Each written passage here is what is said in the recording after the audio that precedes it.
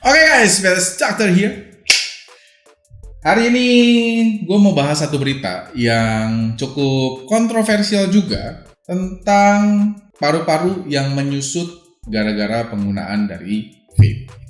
Oke, ini beritanya gue dapat dari health.detik.com dan seperti ini kira-kira beritanya. Ngeri, kronologi pria yang paru-parunya menyusut gara-gara vape. Ini adalah suatu berita yang disadur atau diambil atau dikutip lah dari seorang wanita bernama Christy di Malaysia. Dia menceritakan kalau salah satu keluarganya ini mengalami kerusakan paru-paru akibat nge-vape, yang dimana anggota keluarganya ini adalah pamannya. Chris ini membagikan cerita melalui akun Facebook pada Juni 2022. Jadi udah cukup lama ya, dan kembali viral beberapa waktu ini. Di postingannya dia tulis gini, jika Anda telah melakukan vaping selama lebih dari 2 bulan, periksalah paru-paru Anda. Chris mengungkapkan saat itu kondisi dari keluarganya ini masih bisa diselamatkan, tapi perlu biaya perawatan yang sangat besar.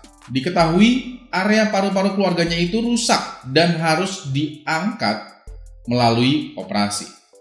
Kalau kalian mau tahu, sebenarnya paru-paru itu terbagi dari beberapa bagian. Nah, ada paru-paru yang terbagi jadi 3 bagian, ada yang 2. Nah, tergantung pada kiri atau kanannya. Itu berbeda juga. Bisa diangkat, tapi harus per bagian diangkatnya. Nggak bisa cuma sedikit doang. Dia bilang paru-paru kanannya ini lebih kecil daripada yang kiri. Dan anggota keluarganya tadinya memiliki pola pikir yang sama, di mana vape ini tidak berbahaya lah mungkin ya. Sampai dia melihat pamannya mengidap penyakit akibat vaping, dan akhirnya memutuskan untuk melakukan pemeriksaan. Oke. Prosedur itu pun, pemeriksaannya maksudnya ya, membuahkan hasil dan membuat pria atau si pamannya Chris ini berangsur pulih. Chris mengatakan dia diizinkan untuk menulis postingan tentang kondisi anggota keluarganya itu untuk menyebarkan kesadaran soal bahaya vape kepada orang lain. Oke, di sini juga jadi suatu cerita karena pada berita tersebut dijelaskan ada beberapa penyakit-penyakit juga yang memungkinkan untuk terjadi karena penggunaan dari vape. Salah satunya adalah pokon lung, lalu ada pneumonia lipoid, lalu ada pneumotoraks spontan. Setelah itu ada juga kanker dari paru-paru. Oke, mari kita bahas sedikit tentang beritanya. Jadi dari berita ini sendiri sebenarnya sudah ada beberapa bahasan di beberapa bulan kemarin lah, tahun 2022, di mana ada cerita orang yang mengalami pneumotoraks secara spontan karena penggunaan dari vape. Gue udah pernah jelasin juga di Instagram kalau misalkan cerita dari pneumotoraks spontan ini memang sangat bisa terjadi.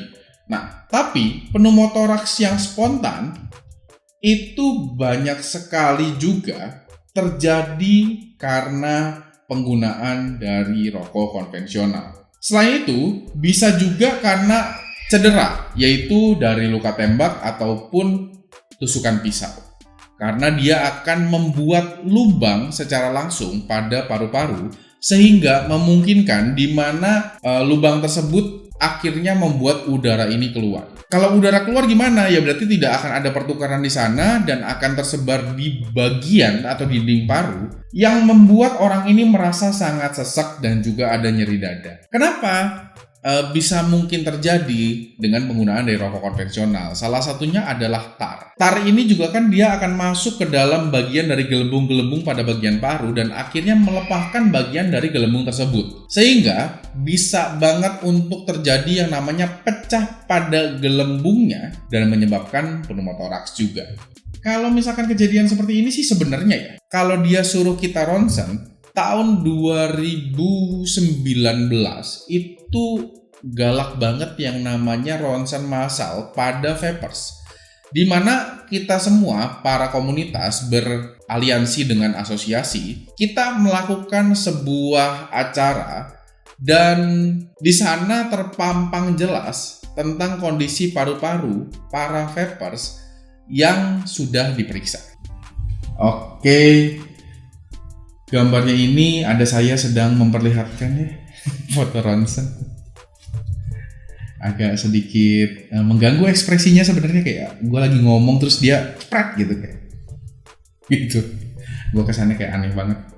Tapi Intinya banyak sekali orang-orang yang sudah melakukan pemeriksaan ronsen paru-paru dan akhirnya mendapatkan hasil juga tentang kondisi paru-paru mereka setelah menggunakan vaping gitu atau ya rokok elektrik. Nah, dari sini sendiri sebenarnya kalau misalkan dibilang 2 bulan kemudian dia melakukan ronsen, bisa aja ada keluhan.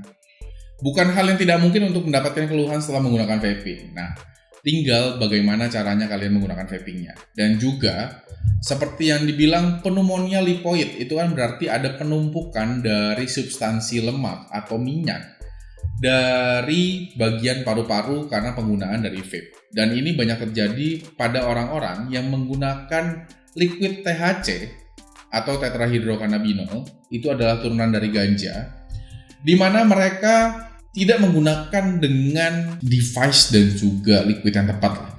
Banyaknya dapatnya dari black market, sehingga saat mereka menggunakan substansi tersebut atau liquid tersebut, akhirnya ada minyak yang terperangkap dalam paru-paru. Setelah dicari tahu lagi, waktu itu dari CDC keluar hasilnya, itu adalah problem dari vitamin E asetat, sehingga mereka membuat peradangan juga. So, dari berita ini, apa sih yang bisa kita dapat? Pertama, pakailah vape secara bertanggung jawab. Karena vape itu bukanlah substansi yang tanpa bahaya sama sekali. Memang kadar bahayanya cukup rendah dibandingkan dengan rokok konvensional. Tapi bukan berarti vape ini tanpa bahaya.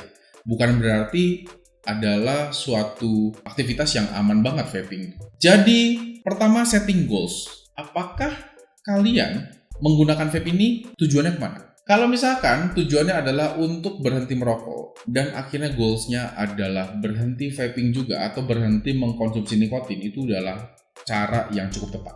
Tujuannya ini cukup baik dan arahnya jelas. Tapi kalau misalkan kalian hanya pakai vaping, tujuannya hanya untuk lifestyle aja, akhirnya juga ya menurut gue cukup bias ya. Agak membingungkan juga, kayak ini arahnya kemana nih sebenarnya orang. Kedua, kalau misalkan kalian menggunakan vaping, pastikan juga kalian mengadopsi pola hidup sehat. Caranya gimana aja? Pola makan dijaga, pola tidur dijaga, dan juga jangan lupa untuk berolahraga. Karena kalau 3 hal ini juga kalian lupain, ya susah juga. Mau itu kalian merokok atau enggak, vaping atau enggak, kalau 3 hal ini kalian lupain, ya masa tua kalian pasti tidak akan baik. Dan jangan lupa kalau olahraga adalah investasi untuk masa tua kalian. Oke? Dan yang terakhir, kalau ada black campaign, boleh DM ke gua. Nanti kita akan coba bahas dan klarifikasi juga tentang cerita-cerita yang memang terjadi. Dan yang perlu gua ingatin adalah gunakan vaping secara bertanggung jawab. Jangan berlebihan, sesuaikan device dan juga kadar nikotin yang kalian gunakan. Karena jika semua itu tidak tepat jumlahnya, pasti akan menghasilkan suatu keadaan yang buruk. Oke, mungkin segitu aja yang gue ceritain hari ini. So, jangan lupa untuk mampir ke media sosial gue. Gue ada di Instagram, namanya BTS Doctor. Gue ada di YouTube, namanya juga BTS Doctor. Dan ada di TikTok, namanya BTS Doctor 92. So, mungkin segitu aja yang bisa gue ceritain hari ini. BTS Doctor sign out. I'll see you on the next video. And goodbye.